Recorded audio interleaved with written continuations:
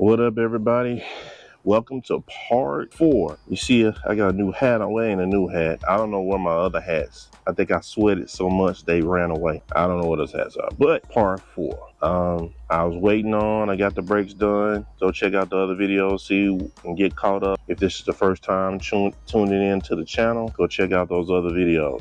In the midst of the golf cart restoration or renovation, I ordered the lift kit earlier in the week.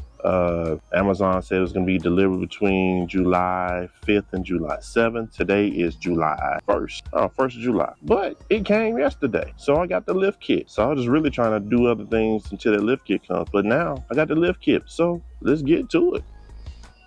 All right, here's the lift kit. We're going to go through and sort of mix reviews on, on this particular lift kit. I think the pictures on Amazon shows it coming already assembled. After reading the reviews, it doesn't come assembled. And, a lot of people say, oh, that's no problem. I guess the mechanically inclined people had no problem with it. I guess those that did did. So we're going to get in here and try to sort out the pieces. I got my rear already jacked up for the from the brake, and so I think I'm gonna start with the rear. All right, let me try to get these parts separated and see what we got.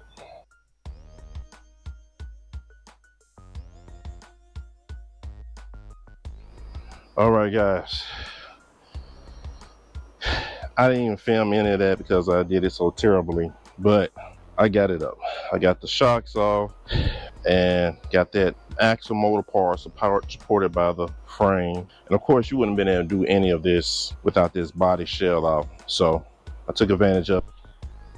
All right, good news. The temperature is about 80 degrees right now, no humidity because it just got through raining. It ain't rained in Nashville in 9 months. The day I started working on this golf cart, it done rained every day.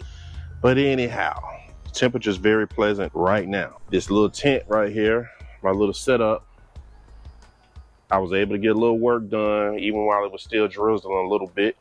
It kept me relatively, as long as it's raining, I'm good. But that wind and all that stuff, man, that's what made it hard. But anyway, I got some stuff done. I ain't even film it because it was all crazy. I got the leaf springs off. I had to pull out the big torque bar. I had to run to Harbor Freight and get these big giant locomotive bolts, because I got a big giant bolt on the shock that I need to get off to change the shocks out. I didn't have a bolt that size. Had the torque bar. The back part, the front part of the leaf springs came off relatively easy because it was easy to reach. The ones back up in there, again, I had to pull the torque bar out to get those off because they were so, even after I got the bolt off, just pulling the lug out of the joint, it was, I don't know, it's so caked up. I'll let you look at it right here. Look how caked up that is. So I'm gonna just sand those down, clean those off real good before I reinstall them.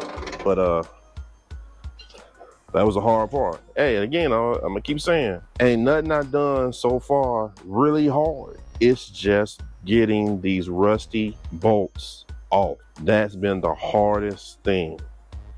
All right. So now I got the leaf springs off. Correction, I did find the instructions to the lift kit. They were stuck on the back side of the box from when I opened it up. So we're gonna try to get these leaf springs installed. I'm not gonna show none of this because I got the video. I do have the instructions. I'm just gonna show you after I'm finished with each step, because how I'm doing it, I'm just all over the place, and my videos will be 5 hours long. All right, I'll be back. All right, guys, this is about 7 hours later from the initial start. I'm gonna tell you my mistake. Well, as you can see, I got the rear lift on. It's lifted. I put the tires back on, got it lifted. That's good.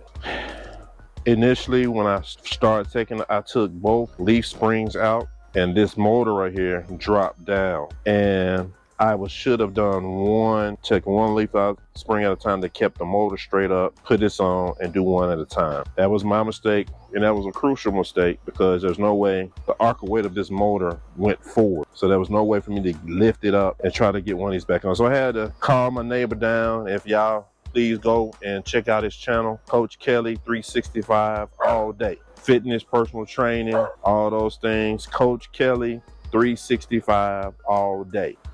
I had called down, we came down, he helped me out a whole lot. I appreciate it, because if he didn't come help me out with that, this golf cart would have been a piece of yard art, and I would just have to weed eat around it. But he helped me out, we got it back up. So I gotta hook the the brake cables back up. The shocks go right here. I ordered shocks early in the week, but only one came in a package. So I had to send that one back and order a new pair. Another pair should be here tomorrow. So I put the shocks in, reattach the brake cables, then go back and tighten up my leaf springs and all those bolts. So that's what I got left to do on the rear end of this. So we're making progress, but that was a major mistake on my end by taking both those leaf springs at the same time. So if you're doing it, don't make that same mistake. And nobody mentioned that on any of the YouTube videos that I watched, or not even the instruction manual. But hey, let me give you a side view.